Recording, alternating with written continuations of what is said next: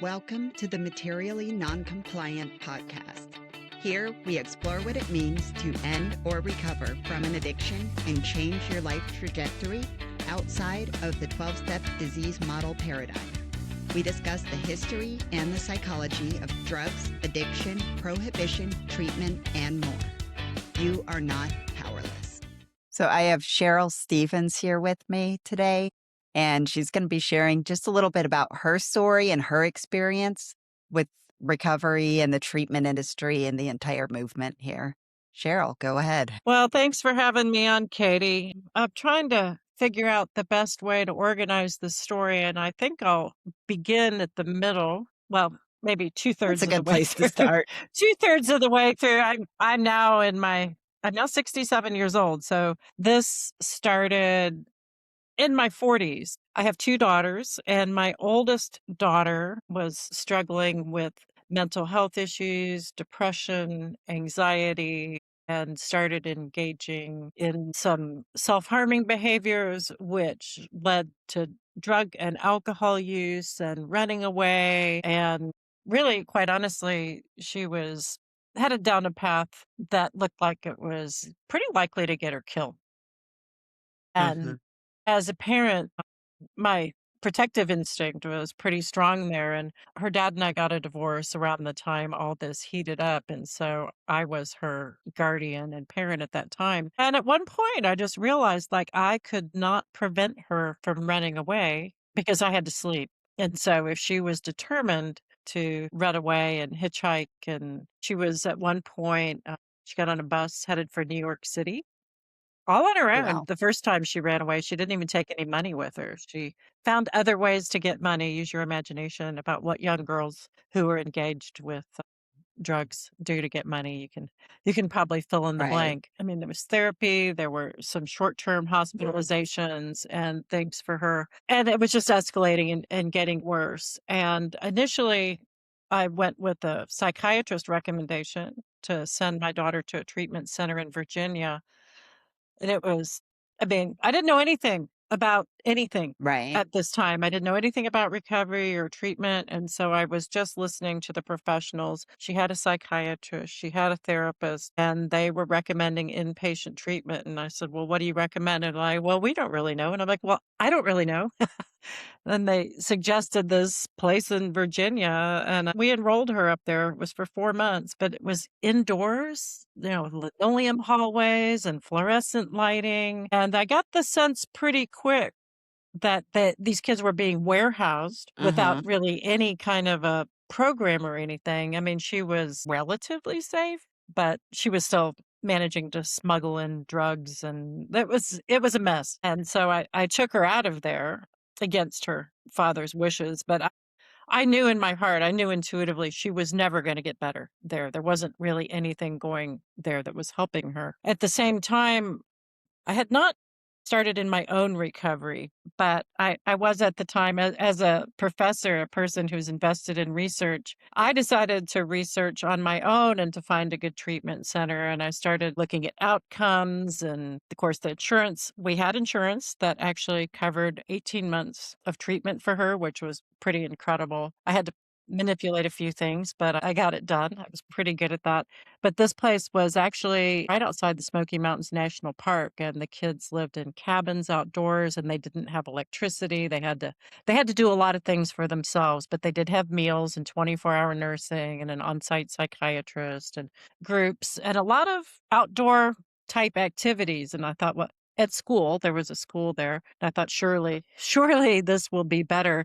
If a child, a teenager has any chance of recovering, it seems a natural environment would be much more conducive to that. And I simultaneously, and at the recommendation of the treatment center, the place where she was, I joined Al-Anon, not realizing how much I did qualify for Al-Anon. When I went to my first meeting and listened, I mean, I had gone there because they told me to go to support her. But I realized literally within one meeting that I needed it for myself. I was raised in a family with alcoholism and pretty extreme codependency. And at that time, I guess I had some idea how much I had picked up on those traits, but I did realize through those meetings how codependent I was. And I did all the steps. I was very thorough, took it very seriously. I spent a full year. Those of you who've done a fourth step, my sponsor tricked me, as I'm sure many people were similarly tricked by saying,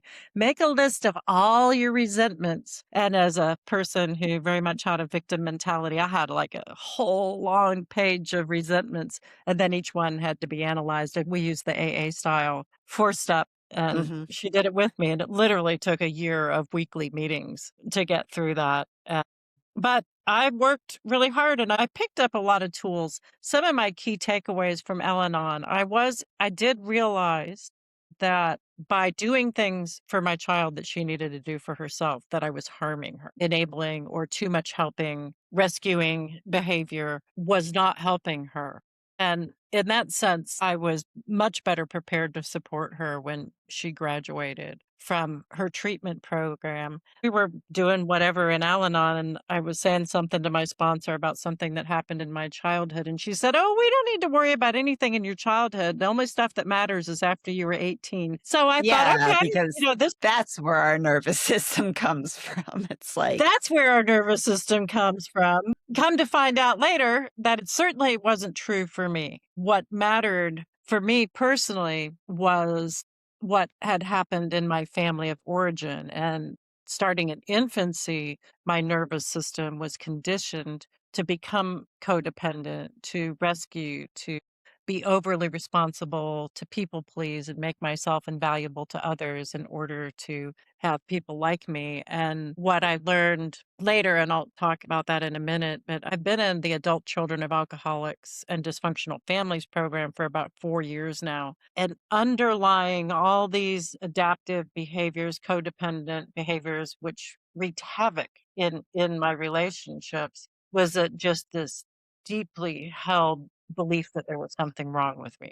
And pretty much everything was built on that, the mask, what I presented to the world. And I almost had, there's like two people there because there was the part of me that didn't think I was enough and believed there was something wrong with me, which I shoved down. And what I presented to the world was a very competent, very responsible, fun loving person for the most part. When in reality, I was just kind of hanging on by my fingernails. What's the cat? Hang in there, baby. Ah! But I did the best I could and got through it.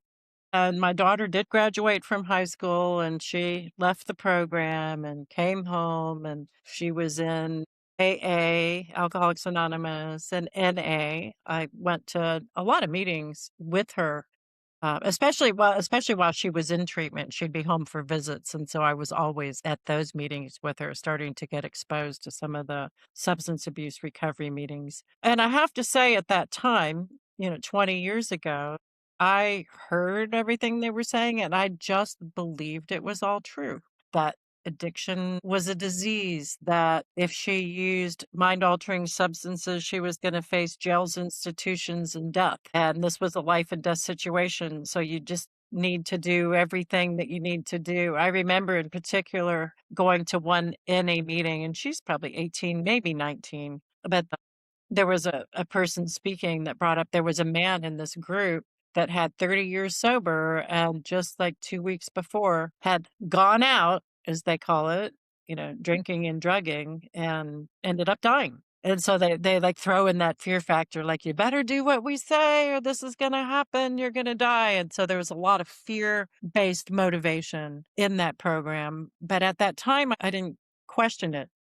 This was the solution that was put in front of me by the professionals that were hired and well paid to help take care of her and treat her disease. And I thought it was all true. And she continued over the years. It's called a chronic relapsing disease. And I say these things with a little tongue in cheek because I have subsequently learned that they're not true because they were published in a book in 1938 or 1939. It was the best knowledge the people who published that book had available at that time.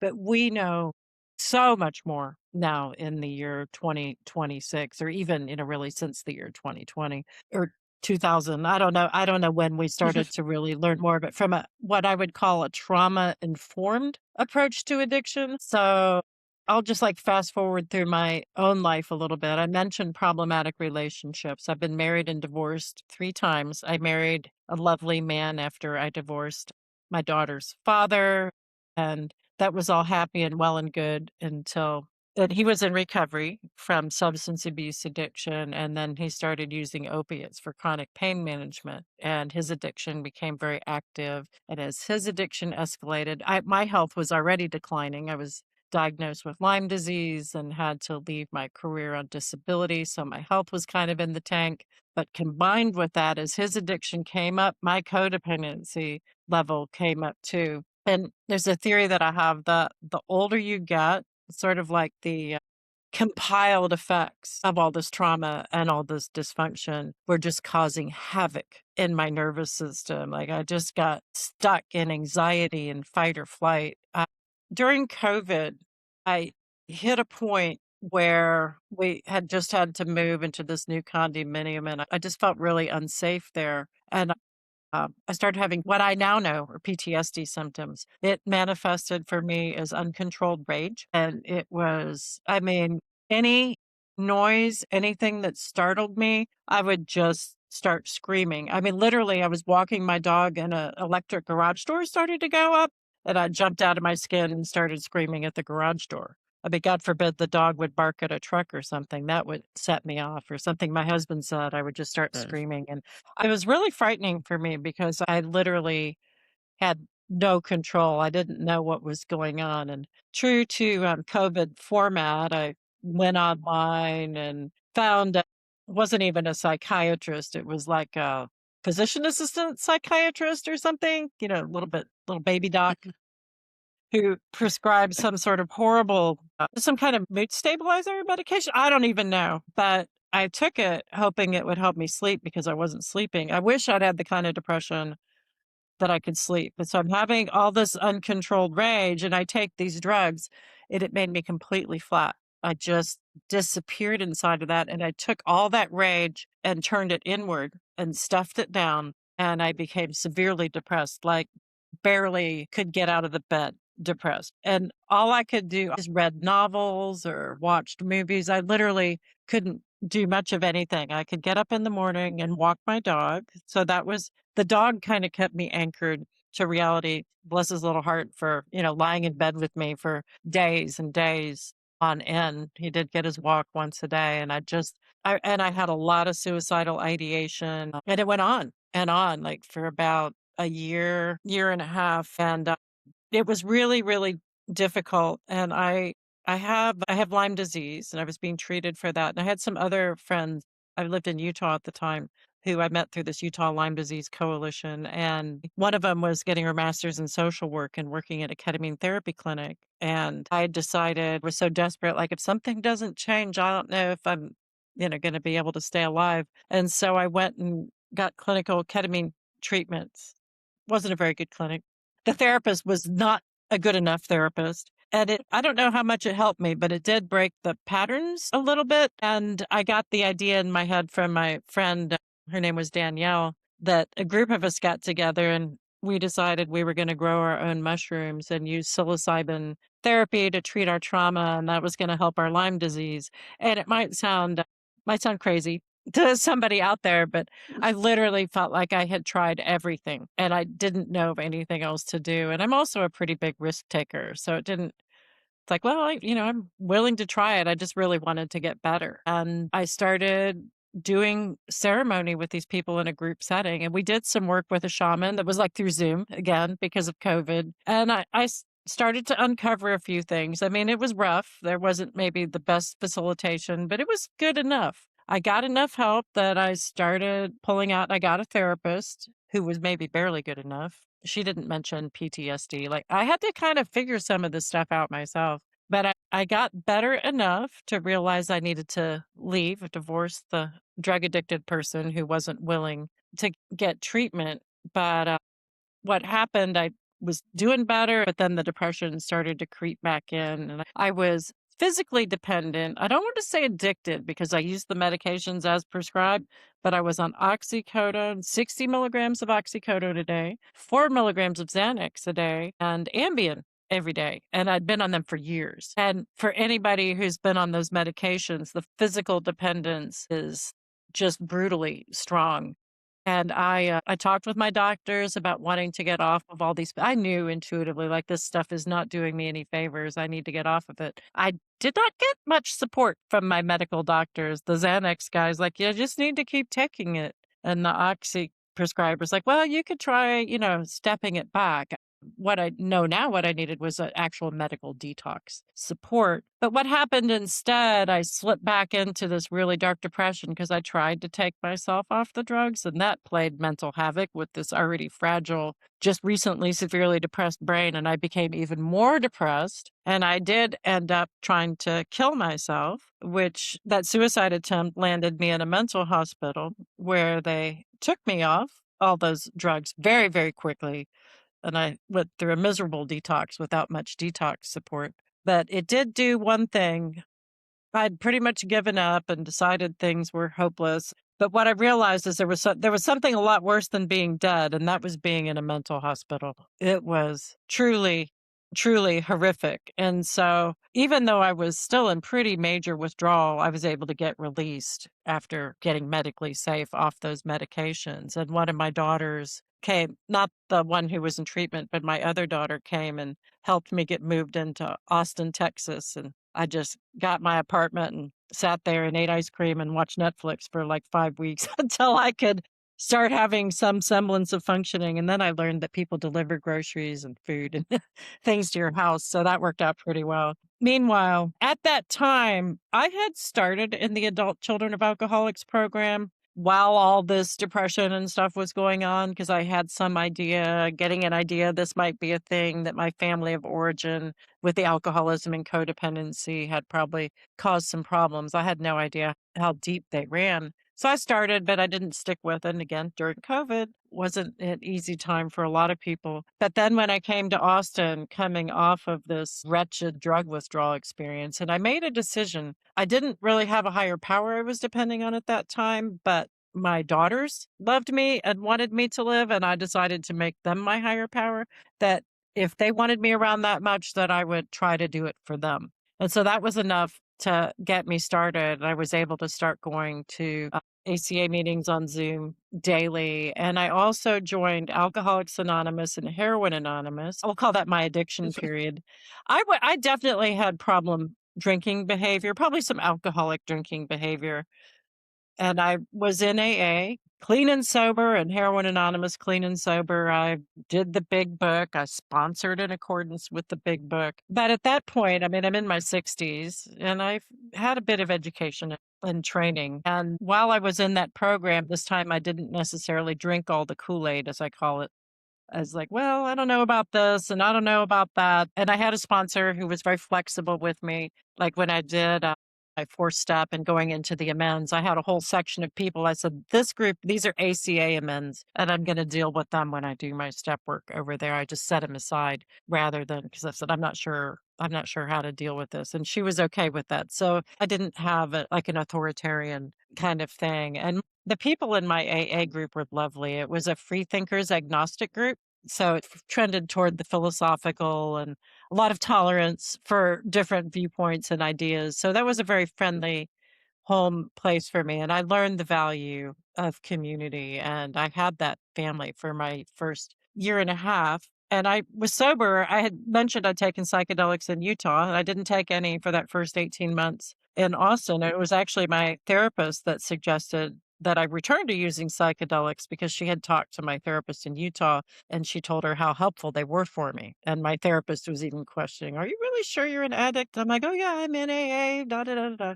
Mhm. But I started using some psychedelics again. I had a friend that was also similarly experimenting, and I have to say, we did have some fun. But one day when we were doing this, I got on my phone and I Googled, put the word psychedelic and recovery in the search engine. And the first hit was this group called Psychedelics and Recovery. And my first thought was, like, you can do that? wow, this is the Yeah, place. this is a thing, This huh? this is a thing, this is a thing, and Right. I started going to those meetings, and it really set my mind free. I love the approach of having the freedom to define my own recovery. I never really bought the idea that I was powerless because that power, I said, okay, so I do have a higher power. I have a main spirit that I work with. I work with Sophia in her creative stage. She's the spirit that shows up for me. But she is also inside of me. Like I am her, she is me. So how can I be powerless if I have that in me? I'm not. I know I'm not.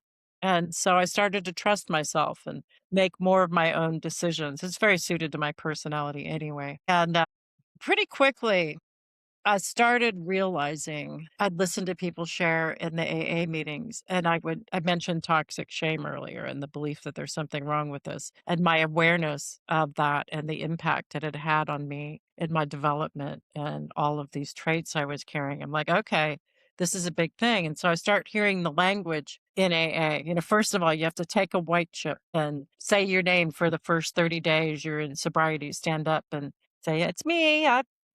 I'm relapse and I've started over again. And no, it's not to be shame. We're not trying to shame you. We're here to support you. But I want to tell you in practice, it's very shaming. And I Mhm. heard people, particularly women, I was in a women's heroin anonymous group and I would hear women telling their stories and I would just hear all this trauma that had happened to them in their childhood and their teenagehood. And I really can't say that this applies to all people with substance addiction, but I think untreated trauma and the toxic shame is an underlying wound. And these behaviors can be and are very protective. Like, I'm in so much pain. If I don't change the way I feel, I'm not going to be able to stay alive. So I'm going to use these drugs to change the way I feel so that, it's protective for the system. You're high, but you're alive as opposed to not high and Exactly. dead. So it's a choice, and it may even be a smart choice for that person in that particular time. But that's just not how AA presents it. It's this: you have a A very black disease. and white image of what addiction is and what recovery is. Absolutely And black and white. yeah, And I have to say, I don't want to come off as a person being against the 12 steps. I'm not against the 12 steps. I do disagree with some of the language. I disagree with the powerlessness. And that to be said, I'm not saying I have power over everything. There are some things I'm powerless over. I think it can be a tool. But in myself, I have strong and good intuition, and I have a higher power that I connect with that communicates to me in terms of how I feel in my body about what's good for me and what's not. And a lot of the things I was hearing in AA, even before I came to these realizations, I knew weren't good for me. For example, you get to the 10th step and it says, where were you selfish? Where were you dishonest? Where were you self seeking? And you have to talk about all the things, or that's what my sponsor wanted me to do, all the stuff I did wrong. And I took that piece of paper and I wrote at the top, what went well today? What am I grateful for? Because focusing on all that stuff, it just felt really awkward and damaging. And then the more I worked in ACA, I'm like, that's really self-shaming. And I identified these critical mhm, voices, this critical parent inside of me. It just loves that kind of stuff. Just I'm already an internalizer. I'm already prone to beating myself up over something that's gone wrong. I didn't need help. Somebody telling me to beat myself up more. And I became more and more aware of the different things that were going on in AA that were very shaming. And then I'm very close to my daughter, and we talked a lot over the years. I think she strung together 15 years of sobriety, which was pretty amazing. But she did have it was get sober, relapse, get sober, relapse. And then one time I talked to her and she said, I have to stop going to AA. I just can't put myself through that. She'd relapsed and she was going to have to go back and take another white chip. And she said, I just can't take the shame. I just can't. Like, her intuition was telling her she couldn't have any more of that shaming. My daughter's telling me I can't go to AA anymore because the shame is too overwhelming. And now I'm also co-learning about the effect that toxic shame has had on me, and that I've carried it through not only in my own life, but from my parents' shame that they were carrying, that they had no opportunity to treat or deal with, and that children become their parents. It's actually unavoidable. We think we're fixing things and doing better, but the environment, human behavior just dictates that you're going to pick when you're young. This is the environment around you and you adapt to it. And that's just what happens. So she was struggling because AA was an important community. I do believe we get sick in community and we heal in community. I know this to be true. And in losing her recovery community, she had to start putting together kind of more program of harm reduction and moderation management, to try to piece things together herself so she could survive. But if I knew then what I know now, I would have, at the age of 15, gotten her help for the underlying trauma that she was experiencing and the emotional pain that she was in. But at that time, I had no idea how to really have a deep, vulnerable connection with another person. It wasn't something I knew how to do because it wasn't modeled in my family and I didn't grow up with it. And our culture is not really supportive of deep, vulnerable connections either. So I just didn't know. But, I'm putting her in this treatment program that was based on AA and the 12 steps and all of this dogma and this language is saying about the disease, with which there is actually no evidence, no physical evidence, no scientific evidence that shows addiction or alcoholism is a disease. Yes, it does tend to run in families. As I just pointed out, the behaviors are passed on from the parents to the children. So as far as we know, there's no disease, and that's just not true. So the first premise of AA is just completely flawed. But what happened to her, she was already carrying this toxic shame, this belief that she was broken and there's something wrong with her. And her family has now sent her away, to an inpatient lockdown type of program that's regimented and more shaming, more stuff, and, to try to fit her as a square peg into their round holes. And yes, she got sober, but I feel like it was a soul crushing experience. It's like that soul, that inner child, that inner light is still in there, but it just disappears and gets tapped further and further down until it's just gone and so wounded. So I absolutely would have had her in trauma therapy and trauma treatment. I think at that age she would have needed to be sober in order to engage in treatment. But why we're taking children and stuffing them into militaristic shaming treatment programs, it just doesn't even make any sense. The court system seems to love it, though. Yeah, we would have done things a lot differently. And today, she's owning her own power and defining her own recovery. She's still experimenting, still trying to find her path, although I am immensely gratified as a parent that she is now also engaging in the Adult Children of Alcoholics program. Both of her parents are adult children of alcoholics. And at best problem drinkers, at worst alcoholics. So, I mean, she comes by all of this through full inheritance, not necessarily genetic inheritance, but epigenetically, those behaviors. I mean, there's grandparents as well. It's not just the parents, it's the grandparents and the great grandparents. It's been in both sides of the family for a long time. And I'm really excited that she's finally started the trauma therapy, the Adult Children of Alcoholics program. I call it a long, slow program. When you come into AA, they're like, get a sponsor and work through these steps, and you're going to get a lot of relief really quickly. And I found that to be true. I was relieved of my desire to stop drinking when I did step 3 in AA, and I thought it would never apply to me, but it did, and it worked. They call it the pink cloud. I was on a pink cloud for a few months and it was awesome. I thought, the world was all rosy and shiny and beautiful, but things changed and I grew. And really, it was more the ACA, the Adult Children Program, is my primary program and my only program outside of. I'm very much in the psychedelic recovery community and I'm very invested in talking about toxic shame and supporting other people recover in ways that value their soul and don't shame them. It's just Yeah, no more. It just needs to stop. absolutely. And when you were sharing with your daughter's journey and like being placed in all of these different places, and I had really similar experiences in my teenage years and coming into like my early adulthood and everything before I got into recovery, and those places with those bright lights and linoleum floors, and how clinical recovery has become, and how we have this process, right? This thing that like we just need to do this, and this. And it lacks that individuality and that like attachment with the soul, those like dim hallways and those very clinical places, those medications that I was put on for a Oh, number of yes. A years. lot of Yeah. psychiatric medications. Mhm. I got to where, because of the inpatient hospitalizations and different treatment places, she'd been on so many different combinations of medications. I made a whole list of everything she'd been on and what the dosages were and what her responses were. Because what happened after a period of time, she'd get a new doctor and they'd want to put her back on the exact same thing that the other doctor had already Mhm. tried and hadn't worked. And I mean, I do believe that antidepressants were very helpful in some level at the point where she could make a choice. She said, "This one is helping me." And she took that. But at one point when she was pretty young, I would say, 14 or 15, she was prescribed lithium.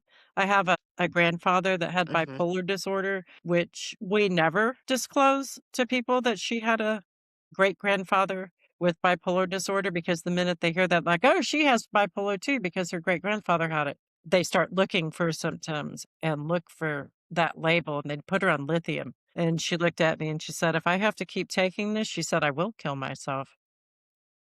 She was just so flat, and I believed her, and I told the doctors to take her off of it. But when you're talking about the hallways and the linoleum and the fluorescent lighting and just seeing, like, that flickering light, and Mhm. it's so far from who we are as human beings and our connection to everything and our connections to nature. And I think a part of my instinct to, where I was looking for this program was some kind of an outdoor component. I was an outdoor educator and an experiential educator, so I had a pretty good sense that the linoleum fluorescent light program wasn't gonna work, but the better program that had, great reviews and they actually had some outcome data. It was pretty pitiful. When I started researching treatment centers and looking for outcomes like, recidivism rates and success and whatever, they didn't have anything. I found one treatment center that was advertising some pretty they at least had some studies, and it turned out the man who had done the studies was a colleague of mine in my, Mhm. field, which was recreation and leisure studies, and I called him to talk to him, like, "So you did this study for this place, and what can you tell me about it?" And he said, "I didn't do any research for them." And the lawyers at his university shut that place down because Wow. they had stolen and misrepresented his research Wow. and saying And that yeah, most of the places, the and treatment nobody's centers, questioning. they either don't follow up or they follow up self-reporting. They call them like a year later and say, "Still sober?" And of course, because there's so much shame and expectation around that, people say, You're gonna "Yeah, yeah, I'm lie. doing fine," you know? So, yeah, so they wanna boast this like 90% success rate. And but that leads us into that question of like, what is success? Because that's a highly individual You could also be term, but sober, it's but soulless. You could have your soul crushed. yes. She was seeing in her AA home group, it was a women's group, this one place that she lived, and she said, "These women who are in their 40s and 50s, they're sober, but mom, they are miserable. They are not happy people." And she said, "I don't want that for myself." And that this is part of what preceded her leaving AA. She didn't know where to go, but she knew that the solution wasn't there.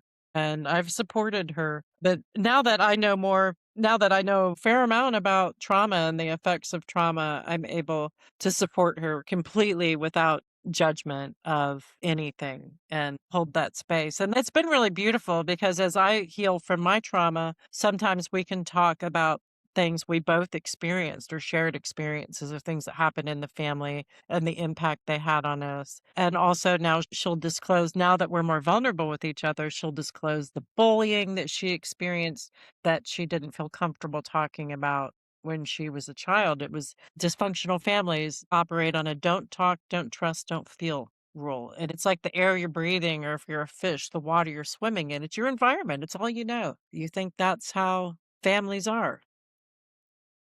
And I didn't know about confiding in parents because I didn't confide in mine, so I guess I didn't expect my kids to really confide in me. And we were all doing the best we could, and I'm so grateful today that there's so much more information out there and that there are several organizations that are involved in supporting psychedelic recovery, which I personally had really good success with. Although I'm moving a little bit away from psychedelics. I continue to use THC as a part of my recovery, and it's a little more just kind of in a mini dose. It's kind of mild, but it helps me get out of my head where I tend to be and more into feeling what's going on in my body. I laugh. People say they're using marijuana for pain management. I've had a lot of chronic pain. If I smoke marijuana, I feel every pain that's in my body. It comes focused into my awareness. So it must work different for other people than it does for me.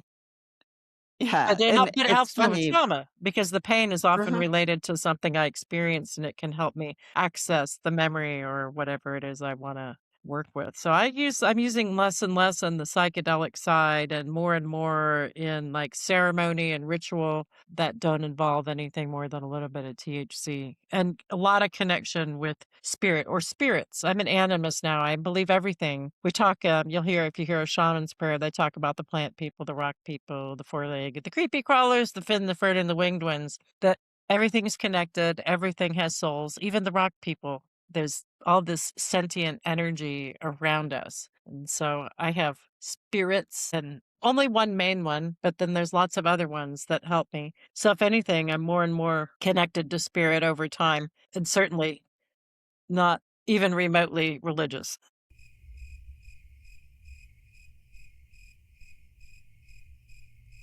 I was just very overwhelmed, and like all of that trauma stuff was just right at the forefront. And I was in a place where I really couldn't move past things. And I was hyper fixated on these very particular situations and circumstances in my life. And I could just feel how stuck I was. And I mentioned to my sponsor, this was like maybe 2021 or so. I had mentioned to my NA sponsor, like, just because I was doing all of this therapy and everything, and I just wasn't making any progress through this. I just felt really stuck. And I had mentioned, the idea of using psychedelics in a clinical setting, right? Because like I just didn't know what else to do at that Mhm. point. And she reacted as I had said, you know what I think is a good idea for my recovery is if I just run out, start slamming dope every day, doing all of Way to it's start shooting just that heroin. black and white thinking around it kind of kept me away from the idea of it for a very long time because it was like, are you in recovery or not? Are you abstinent or not? And having all of these things conflated to the point where I felt like the ideology was more important than my well being. Because And it at a certain point, those started to conflict. yeah. And what's interesting now is having not come to any of this with the intention of deprogramming, of ceasing to believe in the things that had to that point sustained me for so many years, because, like you said, it's all I knew. I had no intention of that when I started this path. But what I'm finding is that the less I hold on to all of that, the less I hold on to this idea that I'm powerless, the less I hold on to the idea that things have to be a certain way in order to be okay, and that I am capable of recognizing when I'm okay and when I'm not okay. It's been a lot easier for me to abstain on accident than it ever was for me when I was counting days, when I was counting time, especially after that initial relapse, after I had like 7.5 years clean in NA and proceeded to kind of come in and out of this state of being okay or just really struggling through all of these things that I was learning and just starting to feel like they weren't sitting right with me. And I was back in the stage of being like that chronic relapser. And what I've found now is like, now that I'm not keeping track and keeping tabs and counting and, what step am I on? What meeting am I going to? That's kind of how I was raised in the program, right? Was like, those are the questions you always need to be able to answer is who's your sponsor? What step are you on? How much clean time do you have? It's so mechanistic and lockstep and like anti-human, the human Right. qualities. And what's so hard, like for her leaving her AA community and then being left without a community, that's so frightening for people. They know they need that community support, but the Mhm. community or what the community believes in is destructive to them. And that's the beauty of a lot of these a lot of their newer recovery groups that do allow people to define their own recovery or follow certainly much friendlier principles like Buddhist principles or whatever it is that people have Yes. chosen. I think our treatment programs need to be, first of all, trauma informed, which they're not, but I think they all need to include at least the basics of trauma assessment and treatment, and especially for children. And I mean, I think adolescence is extended now anyway. So what would childhood be like at least up to your age 21? It's it's just awful what's happening to people. I think the court systems who buy into the, if you will, the AA model, this old, outdated Mhm. 1939 model, they say, oh, it's a disease, so it's not your fault, but you still have to do all this stuff. And it's horribly shaming and horribly damaging for people. But I think the courts, they like it. Oh, we're going to force them into AA. They're going to be punished for their immoral drug using behavior, not even recognizing this was actually a protection that was chosen that in that time saved that person's life. So let's put some of this in context. It's a mess out there.